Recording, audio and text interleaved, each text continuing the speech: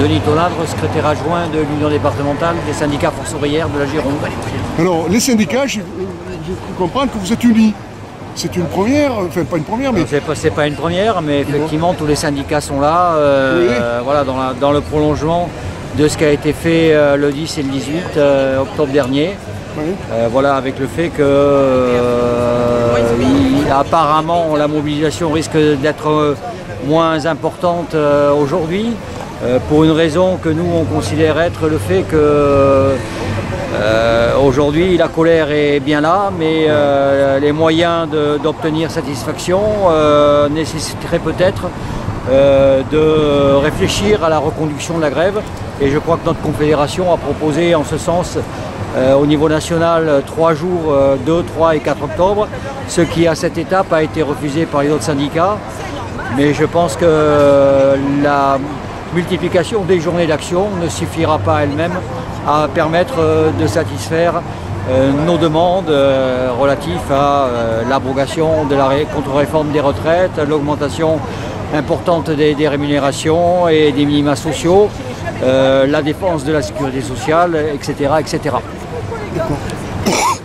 Donc si ce gouvernement vous apporte rien, qu'est-ce que vous faites? Si ce mouvement ne nous apporte rien, on essaiera de continuer à construire le rapport de force pour faire en sorte qu'effectivement ils finissent par entendre ce que sont les revendications ouvrières et plus généralement de la population qui constate, et c'est dit tous les jours, que d'un côté il y a des ultra riches qui ont des fortunes considérables et de l'autre le nombre de pauvres est toujours plus important. Faudra-t-il faire tomber ce gouvernement s'ils n'apportent rien, comme certains nous disent, des députés, tout ça? Écoutez, nous on est syndicalistes, et effectivement on attend d'un gouvernement qu'il prenne en compte de manière positive nos revendications.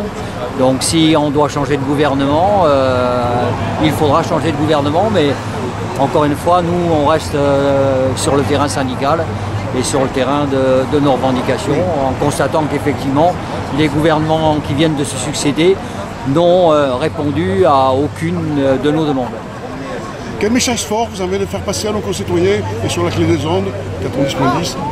Écoutez, le message fort, c'est que encore une fois, on essaye de construire le mouvement de protestation qui corresponde au sentiment qui est largement répandu dans la population, à savoir une véritable colère par rapport aux mesures qui sont prises, aux contre-mesures qui sont prises et à la remise en cause de tous les acquis sociaux. Donc le combat continue. Prochaine manifestation, qu'est-ce que ça va tomber? Je l'ignore, et encore une fois, nous on est plutôt sur une orientation d'un mouvement qui éventuellement soit reconduit et sur effectivement l'objectif de bloquer le pays. D'accord, donc si on bloque le pays, on fait tomber ce gouvernement. J'imagine. Merci beaucoup, c'est gentil à vous pour ces précieuses informations. Au revoir.